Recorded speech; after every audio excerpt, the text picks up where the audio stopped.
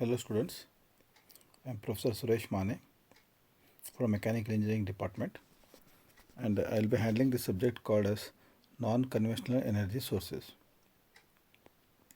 So this is a open elective A being offered for 6 semester students from other than Mechanical Engineering Department like Computer Science Department, Electronics and Communication Department as well as Civil Engineering Department. So the subject code is 18ME 651.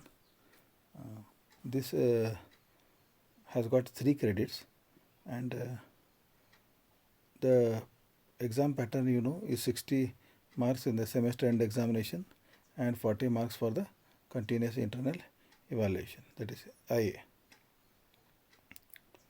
So this subject basically non-conventional energy sources. First let us understand what is conventional and then what is non-conventional. Energy, as you know, mankind is very much dependent on energy sources. So right from the morning if you get up, so you put on your fan, put on lights, you use LPG geyser for water heating, then LPG for cooking, electricity for charging laptop, mobiles, then you use your bike or public transport for commuting. Come to the college, there also use electricity for lighting, ventilation. Even the industries, this was about students. Now let us take industries. They use lot of energy, electrical energy, heat energy. Similarly, agriculture, pumps, irrigation systems and all are very energy intensive. So whether it is domestic, whether it is industrial requirement, or whether it is agriculture requirement, or even transport. Transport means commuting from one place to another, whether it's person or goods. It involves energy. So we have a lot of sources which are well established, like coal. In the past 200 years, man is successful using coal. I think you might have seen that old movies with steam engines. So coal engine started somewhere in 1825 in England.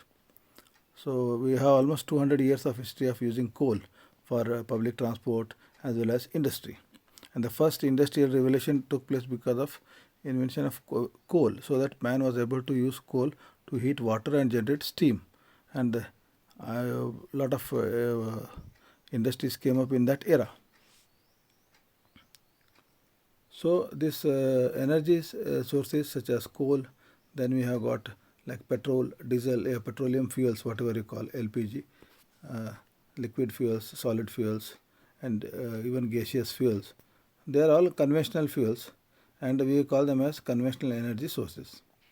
One thing we have to remember is these conventional sources are very finite in nature, and they will get exhausted. Sooner or later, they will get exhausted, maybe by 30 years, 50 years, 100 years, depending on the reserves available as well as the exploitation by mankind.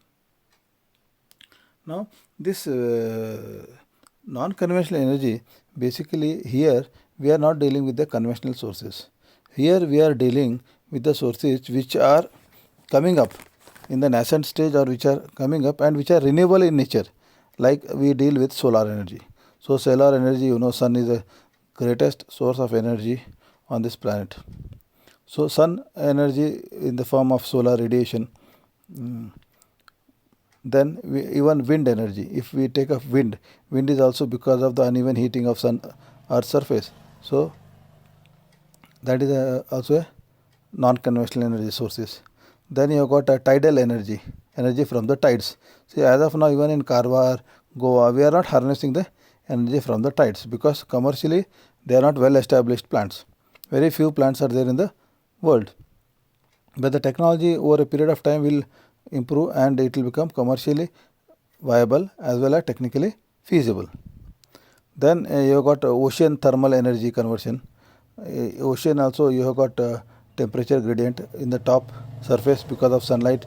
You have got warm water, and deep when you go 500 meters, 1 kilometer below, you will get cold water. So this temperature difference is used for generating power. Then you have got geothermal energy conversion, the energy of the energy stored in the earth itself. And then you have got biomass. Biomass means trees, whatever you see, trees, plants, this all comes under the energy from biomass. And lastly, we will discuss about the hydrogen energy, because hydrogen is a clean burning fuel. As of now, it is very expensive, so not available everywhere. But over a period of time, in days to come, we will have hydrogen energy also, and Government of India is also promoting hydrogen energy. So as usually I got 5 modules. The module 1 we deal with introduction, that is energy source, India's production and reserves of commercial energy source and need for non-conventional energy sources, energy alternatives, solar, thermal, solar photovoltaic, wind power, biomass, ocean temperature difference, tidal and waves, geothermal, tar sands and oil shale, nuclear energy, advantages and disadvantages, and we will compare both qualitatively as well as quantitatively. Then we will discuss solar radiation, then what is the extraterrestrial radiation, spectral distribution of extraterrestrial radiation, solar constant, I think this is a new term what you will be hearing. Then solar radiation at the Earth's surface, that is the solar radiation we will get in 3 types, whether beam radiation or diffuse radiation, or if you combine both it will become global radiation. And the solar radiation data. So next we will see the devices used to measure the solar radiation, like pyrometer, shading ring, pyrheliometer, sunshine recorder, and we will see small diagrams and the principle of working of these instruments. In the module 2, we will continue with the solar radiation geometry. So here we will see the various angles, like latitude angle, declination angle, so surface azimuth angle, hour angle, zenith angle, solar altitude angle, and there are expression of the angle between the incident beam and the normal to the plane. No derivations are there here, but at least we will understand what is like these angles, zenith angle, azimuth angle. Okay, we will understand these angles. Then local apparent time, then apparent motion of sun, day length, and we will see some numerical examples. Then continuing, we will deal with the radiation flux on a tilted surface, beam, diffuse and reflected radiation, expression of flux on a tilted surface, again no derivation here, and some small numericals. Then solar thermal conversion. So solar energy which you are using in the form of heat, that we will see, like water heaters what you are using in houses, collection and storage, thermal collection devices, liquid flat plate collectors, solar air heaters, concentrating collectors which can be cylindrical, parabolic, paraboloid, and we will see the quantitative analysis. Then sensible heat storage, latent heat storage, application of solar energy heating systems, space heating and cooling, active and passive systems, power generation, refrigeration, solar refrigeration also is there, then distillation, then we will see solar pond, the principle of working, as well as some problems. The problems associated with, not numerical problems, the operational problems of solar pond.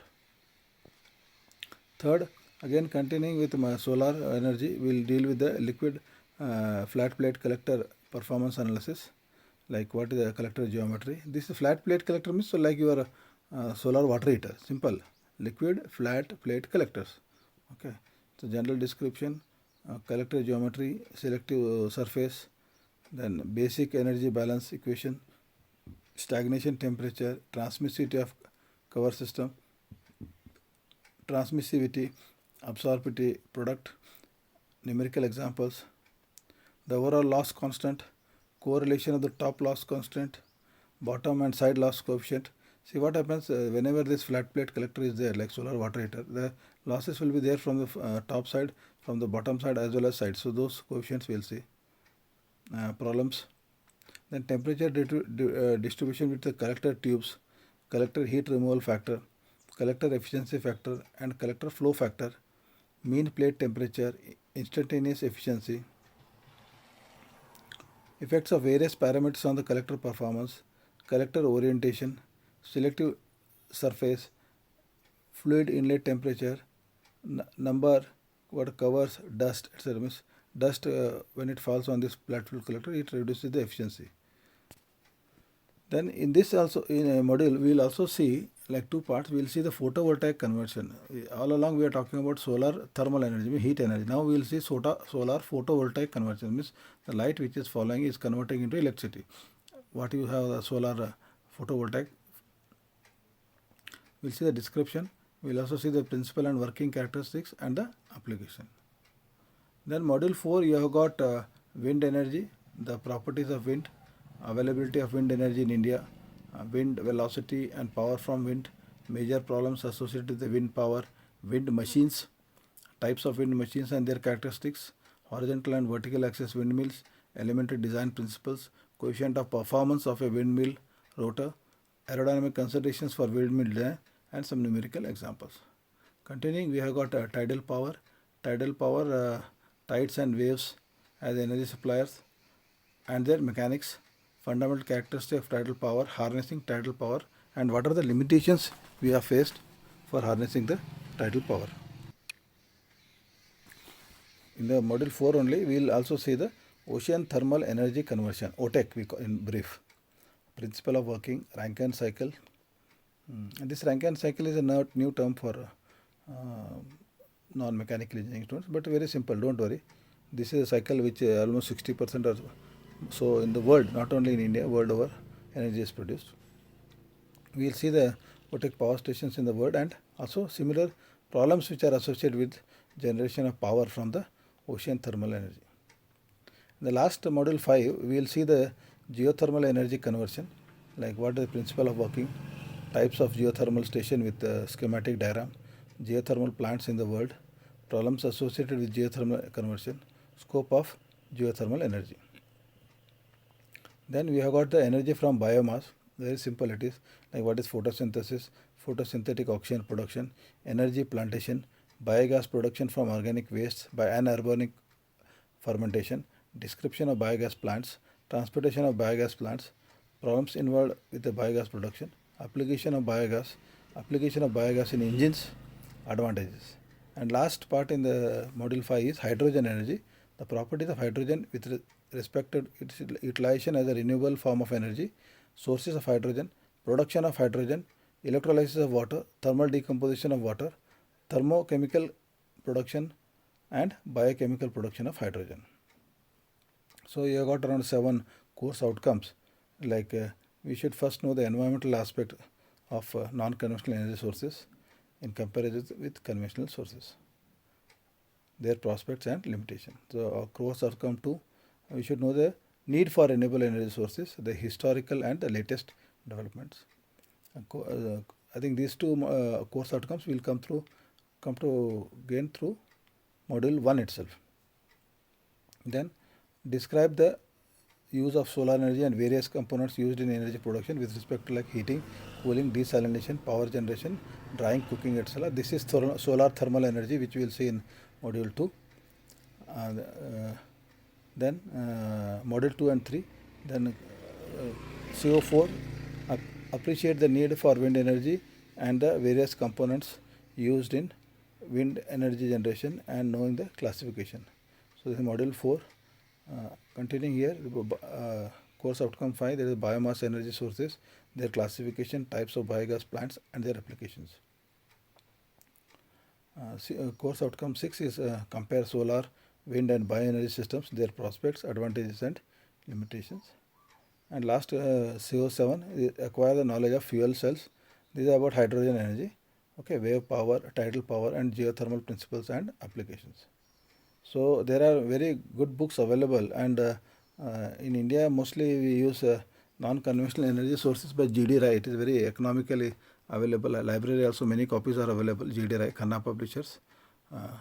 And second is non-conventional energy resources by Mr. B.H. Khan. It's a McGraw-Hill publication also. These copies are also available, and I am also having these copies. And Dr. Sukat May was a director of IIT Bombay. He has written a book on solar energy that deals only with solar energy. And some reference books are there. reference books you can find. I think some good books are there, like Ashok V. Desai, Non-Conventional Energy, Wiley Eastern publication. Okay, and Renewable Energy Technologies by Ramesh and Kumar KU, Narosa Publishing House, New Delhi, and Renewable Energy Sources and Conventional Technology by N.K. Bansal. This is McGraw, again Tata McGraw-Hill publication. So please understand that this subject is dealing with non-conventional energy sources. I was teaching this subject, subject of energy engineering. So energy engineering as such encompasses both the things, conventional energy as well as non-conventional energy. So I have got a lot of videos available, and I uploaded it on the YouTube channel, both in the college institution YouTube channel as well as personal YouTube channel, where you will have this playlist like energy engineering. So you can go through energy engineering and you can see the various the links I am providing to all these YouTube's videos. So for all the modules, some videos are available. I will be adding on some more videos. So my idea is you should understand the subject, you should appreciate the subject and enjoy learning the subject. So this is a very interesting subject. Mostly it is theoretical subjects only. Only some 5-10% numericals may come. Otherwise mostly it is a theoretical subject, and very interesting subject because we will come to know new things about solar energy, wind energy, tidal energy, and all these kind of non-conventional energies. Today, of course, wind and solar have become very popular, and lot of application is there. India is one of the largest producers of wind and solar energy. So, and even the technology is improving and with the better efficiencies.